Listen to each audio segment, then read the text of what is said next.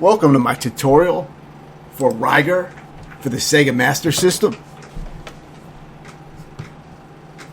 This is a good game, pretty solid. The Atari Lynx version was a lot harder. That one took me about 4 hours and 45 minutes, something like that, to beat. And this one took me around an hour and 35 minutes. So, this one was a lot easier, but it had some tough checkpoints. Towards the end of the game, the checkpoints become very lengthy. So basically you end up having to beat entire stages on just a few lives. Otherwise you get sent back to the beginning of the stage. So whenever you do lose a life, you will start close to where you died. The checkpoints are pretty forgiving, but when you lose all your lives, you're usually sent farther back because it counts as a continue. You have unlimited continues though, but you will be sent back farther usually when you lose all your lives. And as you get farther in the game, you get sent a lot farther back. So that's that's part of the challenge of the game. The final stage took me maybe around 46 minutes, somewhere around there, and that was a good chunk. That was probably about half the length that it took me to beat the game. So most of the time was spent on that stage. That was the hardest part. But yeah, basically, the way I edited this was I edited out all the lives that were lost on my unsuccessful continues. So, if I had a continue where I didn't get to the next the next permanent checkpoint, I edited that out with all the deaths that were contained within that continue. So, I still show deaths, but I just edited a lot of them out so that the game will keep moving forward. But I posted up the full unedited run. You can see exactly how the game works in that unedited version. It's about an hour and 35 minutes, somewhere around there. And I have that posted up as well, so just check that out. Search Rygar on my channel, it'll come up. This game was only released in Japan for the Master System.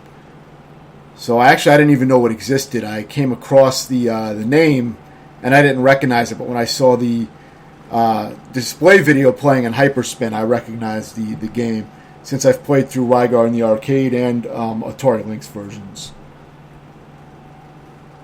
So it's a very simple game. It's basically all you're trying to do is get through the next areas. You just run right. The whole game is pretty much running right or climbing. Up or down, depending. There's these vertical stages where you climb, but aside from that, you're pretty much usually always running to the right side, and you can jump on top of enemies and bounce off of them and get a super high bounce, and that's going to be really useful. You're going to see me use that a lot at times to skip through parts and to jump over large chunks of enemies, large swarms of enemies. So basically, if enemies touch you, you die, or if projectiles touch you, you die. But every enemy in the game, even the bosses, you can bounce off of their heads and jump on them. So that won't hurt you. You won't hurt them by doing it, but you can bounce up very high and dodge a lot of shit that way if you're good with it. So it's another thing to keep in mind if you want to move fast. And aside from that, you have your chain, which starts off very short range. And you can also fire it straight up, I believe. But, so you can fire it up. But the chain starts off very short range, but as you collect power-ups, you can make it longer, which is very, very useful.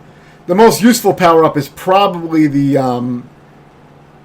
power-up that lets you swing your chain in a circular arc, basically, that covers your... it's like a half circle pretty much, and it covers a lot of space, so you can really use it to bust through areas safely. It's almost like a temporary shield when you use it. It's very useful. That power up is shaped like a brown hand grenade or a pineapple. It's kind of strange looking, and if you get that, you can use that half circle move, and it's very, very useful.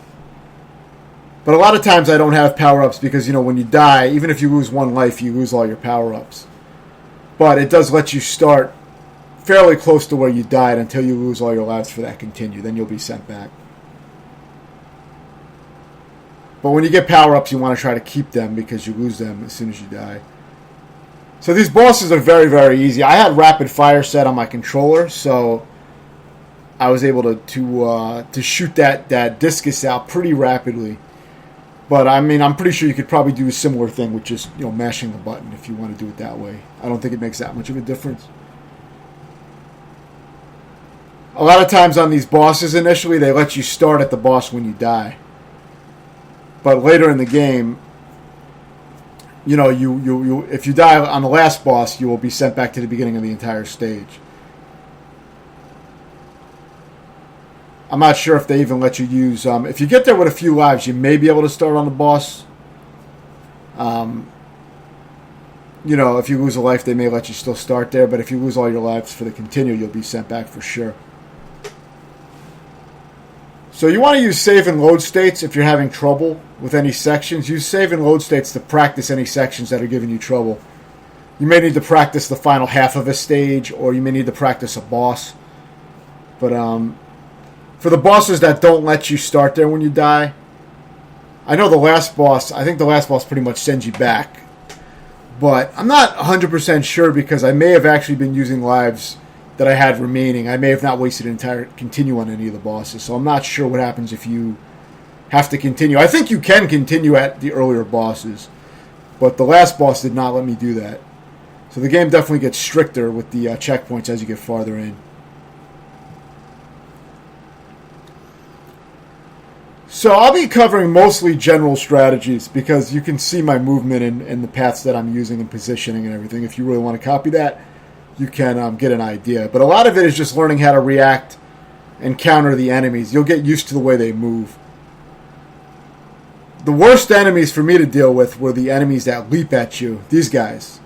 They'll do that and kill you. They're very dangerous. But if you are aware of what they do, you can kind of move back a little bit and lure them to jump at you and then jump around them. Or you can just take them out and move past them. But you got to be careful because they can leap very fast and kill you.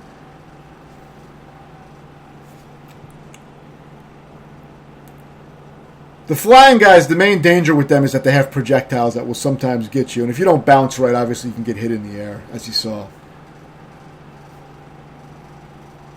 I figured out a trick later on. You can probably do it here too. If you have one or two of these flying guys on screen behind you, you can just run to the right of the screen and keep jumping and stay ahead of them.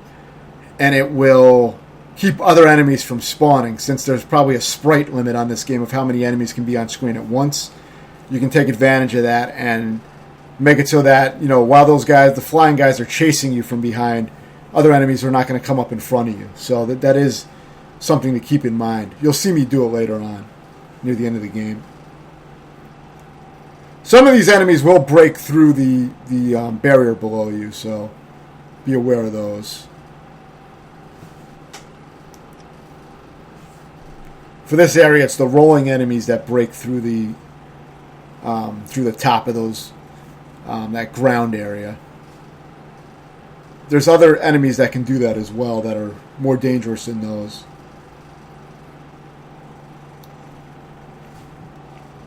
So you'll see later on I get into a better flow. By the last stage, I ended up learning the game a lot better because I died so many times on the last stage.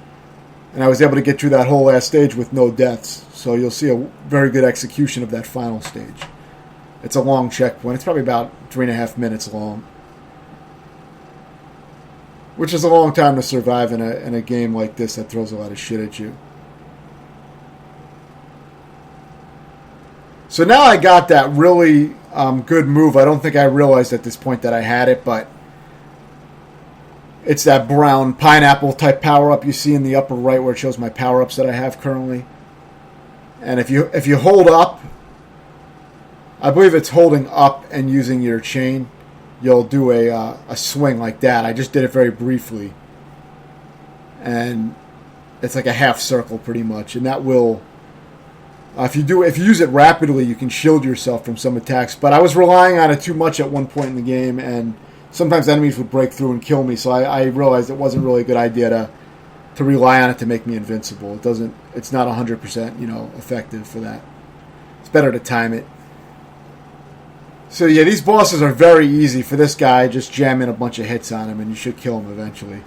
I don't have much strategy for these bosses, these early bosses, because they're so easy. They die so fast. If you're aggressive, you can kill them very quickly. So I don't really have any good tips, aside from be super aggressive. You know, you may have to dodge one attack, but then you can kill them super fast.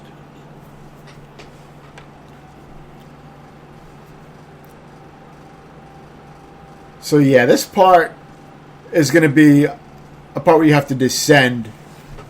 And you don't want to jump down like that, but you just climb down. And at this point, I was dodging their tongues by just timing it, which is very easy to do, I thought. It's not a hard timing. As soon as the tongue is recoiling, you should be moving down. So you want to just be really ready to keep moving as soon as the tongue starts to recoil back. Pretty much as soon as it extends fully, it immediately starts recoiling back, so you can start moving immediately. What I end up doing later is just killing all those things when I got a better feel for that. You'll see on this last stage that I'm much more aggressive with it. And part of that is because the tongues get very aggressive later in the game. They're very fast, and there's a lot of them. So I found it actually easier to kill those guys later in the game. But had I known that it was that effective, I could have been already doing that at this point in the game. Like I said, I learned more at the end of the game when I was forced to play better.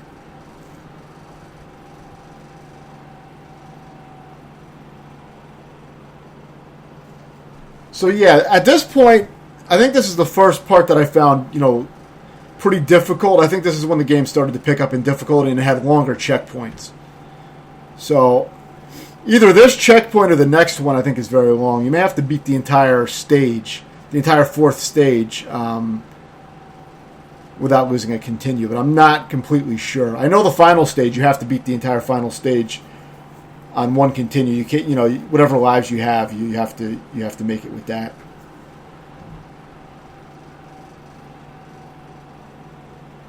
But I know there's long checkpoints by this point in the game.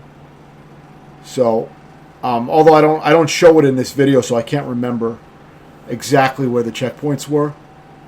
But I know this part has long checkpoints that, at least one very long checkpoint where you have to survive for a while.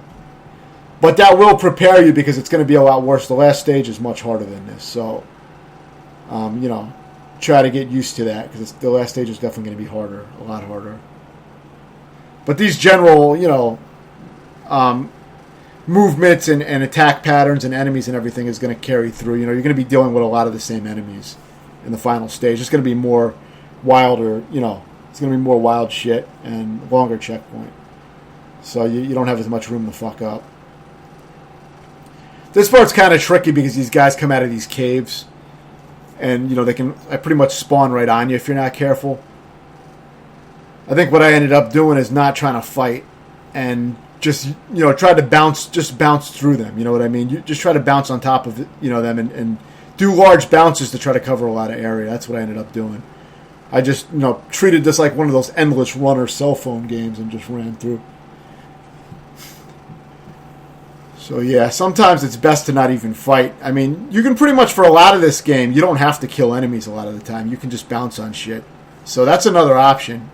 If you're having trouble trying to be aggressive like I was in certain areas and fighting a lot of shit, just try running and bouncing through everything.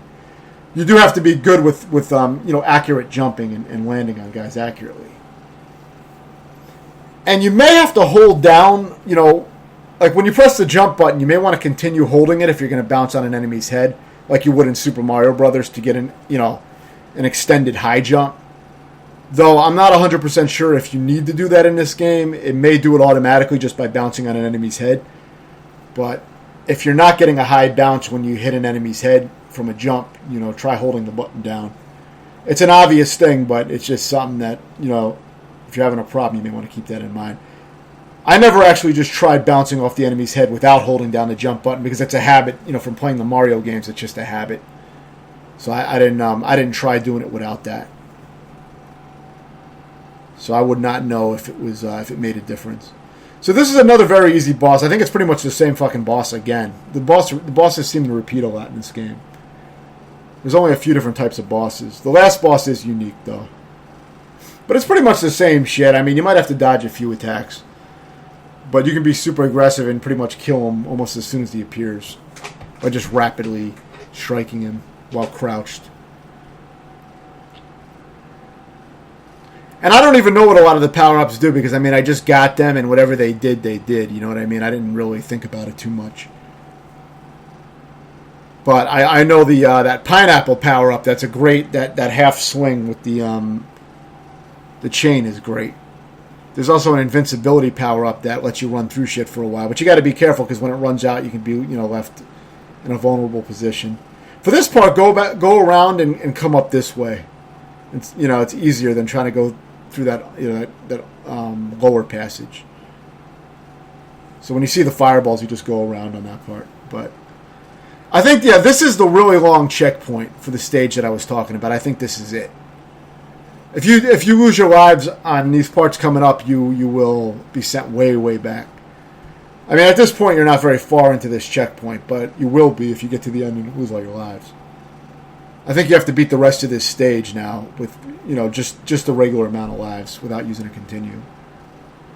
So this is that first checkpoint that's quite hard.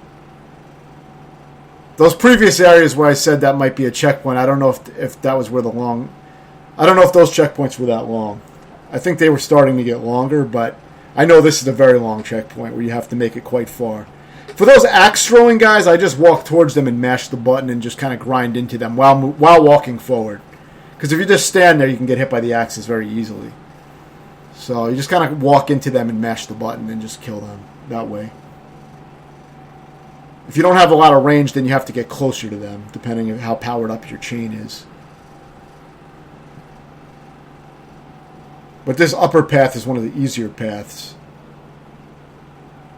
You can't really move through the lower path in this area anyway because it's mostly, there's usually walls down there. It's not worth going down there to get power-ups. You don't really need to be that aggressive with grabbing power-ups in this game. I mean, you get a lot of, pickups. There's a lot of opportunities to grab power-ups. I think a lot of them are random, which ones appear, but I'm not completely sure. But there's plenty of opportunities. You really don't need to go hunting for power-ups in this game. It's better to keep moving, I think. Now, see, this half circle works great for parts like this. This is where you can see it makes you pretty much invincible for these segments. Not that these segments are hard, but if you have that, you will destroy. So here's a little bit of me using it, and you can see fireballs can get through it, though. So it's not as safe as it seems. But it can give you some safety. If you use it while you're jumping, it'll really clear out enemies while jumping, too. It's great for that. Here I have invincibility, so I didn't even need to fight. I could have just ran through. But yeah, use that bouncing to stay up in the air if you need to stay away from enemies. You can definitely get into a rhythm with this game and keep moving. You don't have to stop as much as I do. It depends how familiar you are with the stages. I play a lot smoother on the final stage, though I still play somewhat carefully. Like, I don't try to speed run through the stage, but I'm pretty damn aggressive. Like, for certain parts, I will kind of bust through.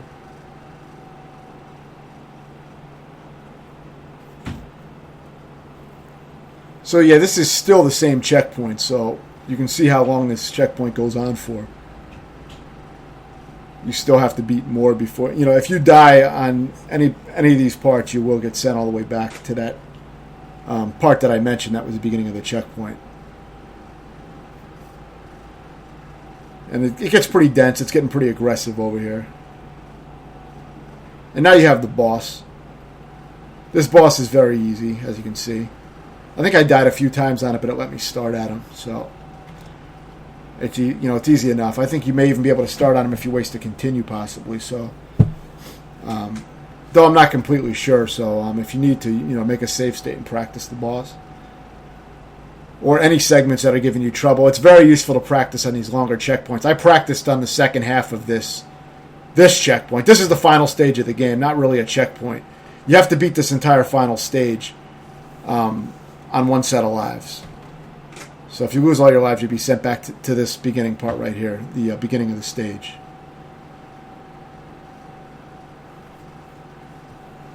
So here I was able to complete all the rest of the game without losing a life. So this is where I played really well. So now I use a trick here where if you leave one of the flying sprites on the screen, you can avoid other enemies from spawning in. You'll see me do that near the end. You can do it for most of the stage. I just didn't do it. But see, I have this guy behind me and I'm not killing him. And I'm moving with him so that I can have no more enemies spawning in front of me. Because I guess it exceeds the sprite limit. It causes less enemies to spawn in. So keep that in mind if you're having trouble with that. Now, by this point, I find it useful just to kill all the enemies here. Because the tongues are moving a lot faster, and it's riskier to try to run past them, climb past them, so I just kill them all. The control is a little finicky here on this wire, so I move a little slow. I was moving fast sometimes and moving through quickly, but I would get killed randomly sometimes, so because my guy would not fire in the proper direction for whatever reason. So here I was very, very aggressive, and I bounce over most of the enemies, as you notice. And that was my strategy for this section. This is quite a hard section, probably the hardest section in the game. It doesn't look that hard because I move through quickly, but remember, it's one-hit deaths. But yeah, I was moving very quickly and using the bounce a lot for that, and really not fighting. So I recommend that strategy for that part. But now for the second half of this final stage, around this point, maybe in that previous area, I started making save states to practice, and I practiced the rest of the stage that way, including the final boss. I made sure I had it down. It's an easy final boss, but if you don't know what to do, you'll die and get sent back to the beginning of the stage. So you want to practice. That way, you're prepared. You'll know exactly what to expect if you practice with the save states. That's a technique I use heavily, when beating games. So now this is the final area. So you want to move somewhat slowly here if you're not familiar with what's coming up, because the enemies get aggressive coming quickly from both sides. There's also some axe throwing enemies that, if you don't position yourself right, can get an axe in and kill you. These guys can, you see the axes almost hit me there. But I did manage to beat this entire stage without losing a life, but there was definitely some close encounters. You don't have to do it without dying. You have about 3 lives to beat this final stage before you're sent back. But see, some close calls with those axes. You can also bounce through this area by bouncing on the enemies, as you saw me do in the other areas. That is another option. I actually did that in my practice. I would bounce through when I was practicing the stage. But since I had good power-ups when I got here, because since I didn't die, I had a lot of power-ups. So I was able to just fight my way through easily. So yeah, for this guy, you kind of just want him... I mean, I killed him fast, but you kind of just want to let him jump to you. And then you just jump toward him and strike. And you bounce off of his chest, pretty much. You'll basically see, like, as you come down on him, your feet will hit his chest or his head, and you'll bounce off of him, and it'll keep you from getting killed. And you just repeat it. But, watch the video to see exactly what I did. I start off the fight by running under his legs to the right and hitting him a few times in the back. So I got some extra damage, immediately by doing that. And then I just go all the way to the left side of the screen, and I let him jump at me. Then I jump on top of him and strike him as I'm jumping on top of him, basically. And when I land on top of him, I bounce back, so it keeps me from taking damage. But you still got to be careful because he can one-hit kill you, obviously. So you want to practice that with save states and make sure you have it down. And study the video if you need to and see exactly how I played it. If you have any questions, let me know, and thanks for watching.